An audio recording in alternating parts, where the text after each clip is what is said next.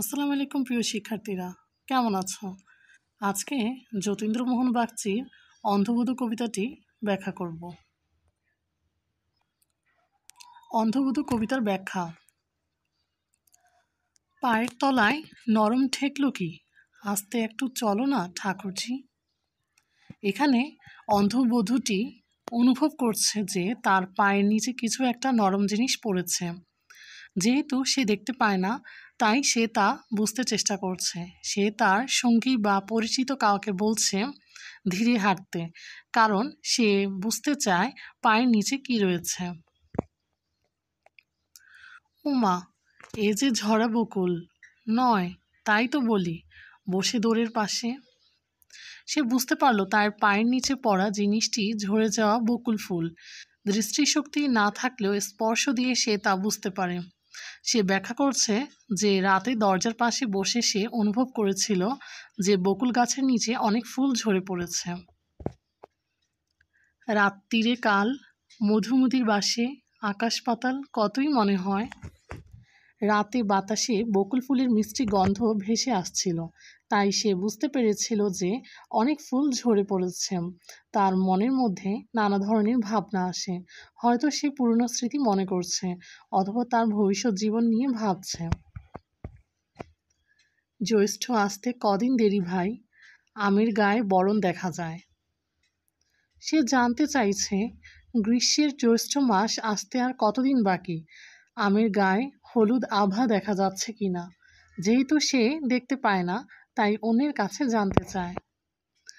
অনেক দেরি কেমন করে হবে? সে অবাক হয়ে গেল, এটা কিভাবে সম্ভব? আমি তো অনেকদিন আগেই কোকিলের ডাক শুনেছি। অর্থাৎ তার অনুভূতি তাকে বলছে যে গ্রীষ্ম চলে এসেছে। কোকিল ডাকা শুনেছি সেই কবে? দক্ষিণ হাওয়া বন্ধ কবে ভাই? সে বলছে অনেকদিন আগেই কোকিল ডাকতে শুরু করেছে, এবং দক্ষিণ দিক থেকে বাতাসও বইছে, যা গ্রীষ্মের আগমনের ইঙ্গিত দেয়। দিঘির ঘাটে নতুন সিঁড়ি জাগে, শ্যাওলা পিছল এমনি শঙ্কা লাগে, পা পিছলিয়ে তলিয়ে যদি যাই। সে বলছে দিঘির ঘাটে নতুন সিঁড়ি তৈরি হয়েছে, কিন্তু সেখানে শ্যাওলা জমেছে। ফলে যদি সে সেখানে হাঁটে, তাহলে পিছলে গিয়ে পানিতে পড়ে যেতে পারে। মন্দ নেহাত হয় না, কিন্তু তাই অন্ধ চোখের দ্বন্দ্ব চুকে যায়। এখানে কবিতার সবচেয়ে বেদনাদায়ক কথা বলা হয়েছে। অন্ধবধূ বলেছে যদি সে সত্যিই পানিতে পড়ে যায় এবং মারা যায়, তবে তা খুব খারাপ হবে না, কারণ তখন তার অন্ধত্বের কষ্ট শেষ হয়ে যাবে। দুঃখ নাইকো, সত্যি কথা শোনো, অন্ধ গেলে কি আর হবে বোন? সে তার সঙ্গীকে বলছে যে সে যদি মারা যায় তাহলে বিশেষ কিছু হবে না, কারণ সে এমনিতেই অন্ধ, তার জন্য কেউ দুঃখিত হবে না। বাঁচবি তোরা, দাদা তো তোর আগে। সে তার দিদিকে অর্থাৎ বা অন্য কাউকে বলছে যে তুমি তো বেঁচে থাকবে, দাদাও বেঁচে থাকবে, তাই আমার না থাকাটা কোনো ব্যাপার নয়। এই আশারেই আবার বিয়ে হবে, বাড়ি আসার পথ খুঁজে না পাবে, দেখবি তখন প্রবাস কেমন লাগে। সে বুঝতে পারছে তার স্বামীর আবার বিয়ে হতে চলেছে, তাই স্বামী যখন নতুন বউ নিয়ে আসবে তখন তার প্রতি আর কোনো ভালোবাসা থাকবে না। তখন সে নিজেও বুঝবে প্রবাস অর্থাৎ অন্ধকার জীবন কেমন লাগে। চোখ গেল, ওই চেঁচিয়ে হলো সারা। সে বলছে যখন তার চোখ নষ্ট হয়ে গেল তখন সবাই শুধু চিৎকার করলো, ওরে ওর চোখ গেল, কিন্তু তাতে তার কোনো লাভ হয়নি। আচ্ছা দিদি, কি করবে ভাই তারা? জন্ম লাগে গিয়েছে যার চোখ। সে দিদিকে বলছে যারা জন্ম থেকে অন্ধ তাদের জন্য তো এমন চিৎকারও হয় না, তাই সে বুঝতে পারে না তার চোখ যাওয়াটা এত বড় ঘটনা কেন। কাদার সুখ যে বারণ তাহার ছাই, কাঁদতে পেলে বাঁচত সে যে ভাই, কতক তবু কমত যে তার শোক।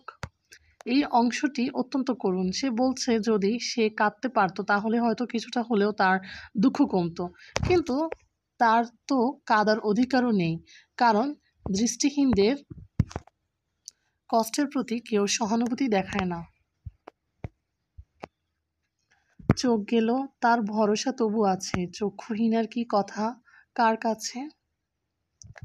যাদের দৃষ্টিশক্তি ছিল কিন্তু পরে নষ্ট হয়েছে তাদের জন্য মানুষ করুণা দেখায়, কিন্তু যারা জন্ম থেকে অন্ধ তাদের কথা কেউ ভাবে না। টানিস কেন? কিসের তাড়াতাড়ি? সে তার সঙ্গীকে বলছে, কেন আমাকে টানছো, কিসের এত তাড়া? সে যেন এখানে আরো কিছুক্ষণ থাকতে চায়। সেই তো ফিরে যাব আবার বাড়ি, একলা থাকা সেই তো গৃহকোণ। সে জানে যেখানেই যাই না কেন তাকে আবার ওই একাকী নিঃসঙ্গ ঘরে ফিরে যেতেই হবে। তার চেয়ে এই স্নিগ্ধ শীতল জলে দুটো যেন প্রাণের কথা বলে, দরদ ভরা দুঃখের আলাপন। সে বলছে এই ঠান্ডা জল যেন তার সঙ্গী, যার মধ্যে সে তার দুঃখের কথা বলতে পারে, কারণ মানুষ তো তার কথা শোনে না। পরশ তাহার মায়ের স্নেহের মতো, ভুলাই খানিক মনের ব্যথা যত। জলের শীতলতা যেন তার মায়ের স্নেহের স্পর্শের মতো, যা সামান্য হলেও তার দুঃখ ভুলিয়ে দেয়।